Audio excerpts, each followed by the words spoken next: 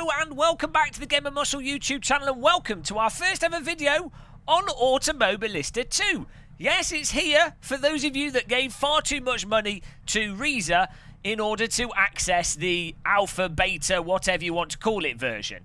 The actual version, the final version of the game, or the first version of the game, will be coming out sometime next month, probably towards the end of next month. But in this video, what we're going to do is take the Caterham Sport, Super Sport, out for a spin and talk about the handling, the force feedback, and whether or not it drives like Project Cars 2 or something else. So let's go. Let's rev her up and let's go. So, yes, with this being the Madness engine, which, of course, has been made famous by Project Cars 2 and Project Cars 1, but Project Cars 2 more recently, a lot of people were wondering and worrying that that Automobilista 2 might handle and drive like Project Cars 2, and, well, I'm really sorry, guys, for those of you that are fans of Project Cars 2. Unfortunately, the cars don't actually handle like Project Cars 2. So, you know, big shame for you Project Cars 2 fanboys. But for those of you that are more Reiza and also weirdly maybe a little bit Live for Speed fanboys, I think you might actually really enjoy the direction that Reiza have taken this and the way that they've implemented the car handling in this simulator. Now, what you notice straight away driving this compared to Project Cars 2, and I'm going to keep making a comparison to Project Cars 2 because, you know, same game engine, it's the obvious thing to do. I'll make comparison to other games as well. But the first thing you notice is that compared to Project Cars 2, the handling in this is a lot more tame. A lot less over the top, a lot less I'm driving with helium balloon-filled tyres, and a lot more in the direction of Automobilista 1, and as I say, weirdly, a lot more in the direction of Live for Speed and simulators of that ilk. Now, you'll find that if you play Project Cars 2, the cars tend to just be very snappy and rotatey and a little bit overactive. a tiny bit overactive. But of the cars I've driven in this, of the actual cars that I think are further along in development, everything's just a lot more stable, a lot more natural. It does though still have a little bit of a Project Cars 2 feeling to it in a sense, mostly in the sense of when you really get the back end of the car out and when it starts snapping, it will actually snap back on you quite quickly, relatively similar to Project Cars 2, but it won't snap back in a way that causes you to have to be crazy on the steering wheel, because you actually have to overdrive pretty badly to get into that snappy situation, and that may or may not be realistic, I don't know, but at a basic level, especially with cars like this Caterham, the handling is just really nice. I mean, this Caterham in this and in any other simulator that I've played with any Caterham has these same characteristics. It's a little bit understeery, it's a little bit reluctant to turn in. You kind of have to get the speed off to turn it in. You kind of have to get the fronts to bite to turn it in. Or you get the speed off and then you just get on the accelerator as soon as possible and use the rear of the car to get the car through the corner and turned in. It's remarkably similar to how this type of vehicle handles in other good simulators. So that's always a good sign to me. When you have a car that drives similar to other sims, but obviously with its specific sims characteristics, it normally, to me, that's a sign that it's generally in the right ballpark. If you have a car in one sim that's completely different from every other simulator, the developers either got it really, really right or really, really wrong. So, yeah, I mean, the handling, it's natural. This drives, you load this up for the first time, and, you know, it's not doing anything unexpected. It's very predictable, and it's just natural, as I say. Now, what's making it also feel very natural is the fact that the force feedback is really good. Again, and I think with Project Cars 2, the force feedback is probably largely because of the nature of how the cars are implemented in that title. The force feedback was overly snatchy and grabby in Project Cars 2, especially if you play with a direct drive wheel. There are some cars in Project Cars 2 which are okay, and the handling is kind of okay, but this just takes it to another level in terms of depth, sort of believability of what's going on with the force feedback. It's not grasping at me, it's not ripping the wheel out of my hand. You can feel it load up really nicely as you put weight on the tyres. You can feel the tyres actually trying to give you a bit of grip, but as the back pops out, it lightens up. If you're understeering, going slightly too hot, you can feel the force feedback lighten up a bit, but you also have a little bit of a sense that the tyres are actually trying to do something for you, and you can feel all the track undulations, bumps, and what's going on with the suspension through the force feedback. I have to say, the force feedback's absolutely fantastic. If you were to, like, if you really fiddle with the Project Cars 2 force feedback, you could kind of get it relatively close to this, but it would still be over the top. And I think that's mostly because the cars in Project Cars 2 are too rotating, over the top rotating. Because it doesn't have that, you get those good aspects of the Project Cars 2 force feedback, but something else as well, something in addition.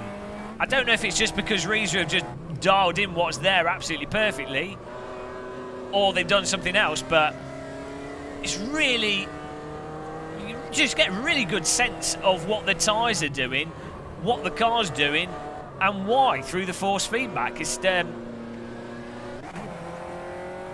how it should be. In my mind, the force feedback in a simulator should really help make up for the fact that you're not in a moving car. It needs to describe to you what's going on. It also needs to be believable for what you would actually feel through the steering column, so it's not affecting how you drive. But this is absolutely fantastic. I am using a FANATEC Podium DD1 wheel. I've not tried this on other steering wheels. Your mileage might vary depending on what wheel you use. But with this FANATEC DD, the force feedback's absolutely superb here. So I'm going to tell you what, I'm going to try and drive an actual faster lap, and we'll keep talking about the handling here. But I was quite thankful when I loaded this up. I was just like, oh, please do not handle like Project Cars 2. Please don't. I think it's still the case that super duper Automobilista 1 fanboys, I don't know how they'll receive this. I think they'll like it, because it is still different from Automobilista 1, and it still is its own handling. I mean, it's another sim, another sim with its own handling. So you will have to learn its quirks and things, and I've not put enough time into it yet to really know what the quirks are, what the absolute optimal way to drive is. So it'll be interesting to see how the fanboys of AMS1 receive it. But I think if you're just someone that appreciates communicative force feedback and planted, reliable, progressive car handling, especially with something like a Caterham, I think you'll really enjoy this.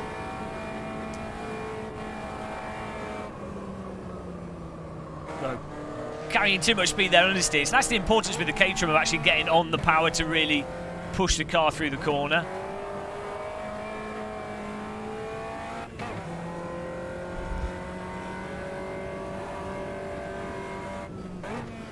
A key thing as well that you notice with this as well is that the rear of the car does not have that exaggerated rotation on braking that Project Cars 2 really suffered from. In Project Cars 2, you'll get on the brakes and you're like, oh my god, why is the back zooming out? Why is it so unstable? Now, this Caterham doesn't have an ability to change brake bias, so it's very much however it's being set up in the game. But the back of the car, when you lock up, it will come out a bit there, but it's not crazy. It's like the car will generally just lock up and go in a straight line if you lock up the wheels, or the back will pop out a little bit. I mean, depending on how hard you're pushing it. But again, it's just like way more tame, way more predictable, in some ways maybe a little bit more boring, but boring in the right direction. Boring in the direction of it's boring until you really start pushing it yourself. It's up to you as a driver to get the most out of it, and that's what Reiza do with cars. They seem to just get it right, to be honest. You know, I'm going to start giving it a bit of slidey overdriving. I mean, I can't wait to actually race this with subscribers. As I say, at the moment, the game is sort of beta alpha version. I mean, the version I'm playing right now is actually before the public beta, so this is like even earlier, even back in time. So it'll be interesting how much that version differs from this version. But yeah. It is beta, so there's probably going to be lots of changes. There's in the beta version of the game, there's cars that clearly are not finished yet, and there's cars that are either finished or very close to it, like this one.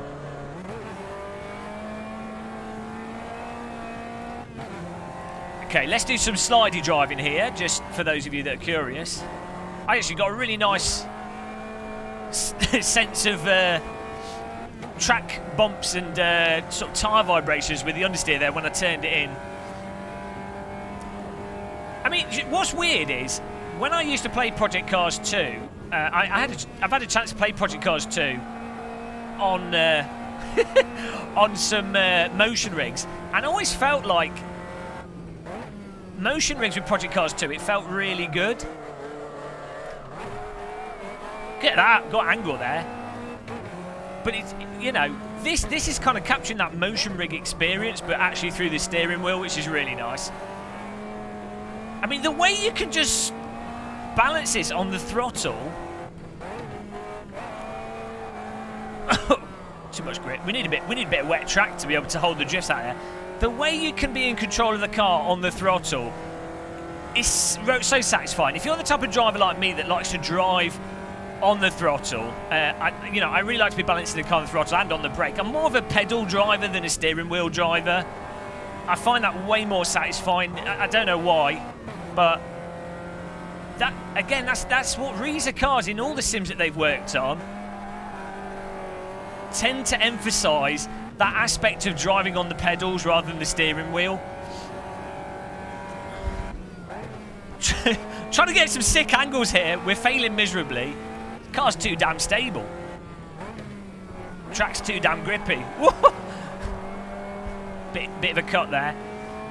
So, yeah, I mean, it's looking really good. I would say, with Automobilista 2, you definitely are, it definitely at the moment is very much in a beta stage, and I think it's, as a total package, I think it's going to take a while to mature. I mean, we'll have to see when the actual release, it's a month away from the actual release version, but the underlying car handling at the moment with the cars that are finished is pretty much exactly what I wanted from Automobilista 2. So, a really good solid foundation. Oh no, race director's invalidated my lap time. It's Hitler Whiting, guys. he's always waiting, and he's always waiting for you.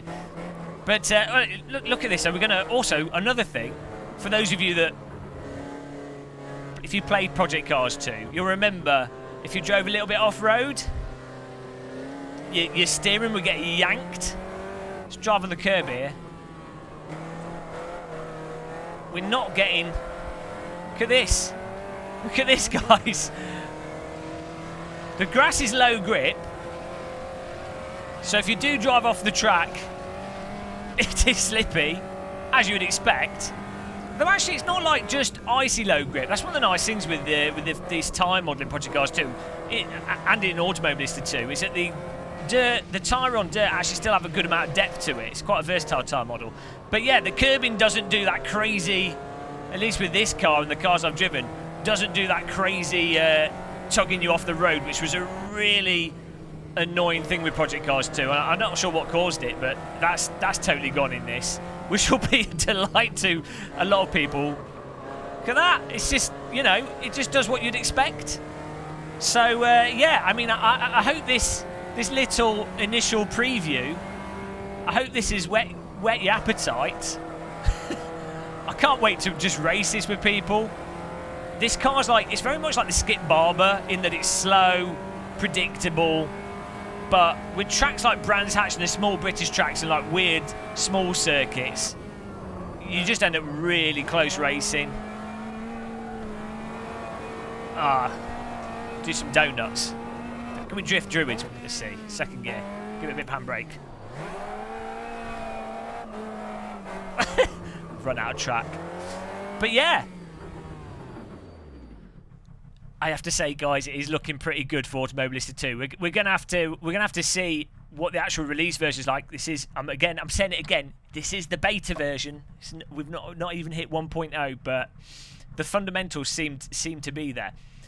We'll have some more videos coming soon, talking about other aspects of Automobilista 2, and of course we'll be following its development up to release, and then hopefully streaming and play it when it does come out. But you know, let me know in the comments what you want to know about, what I should cover.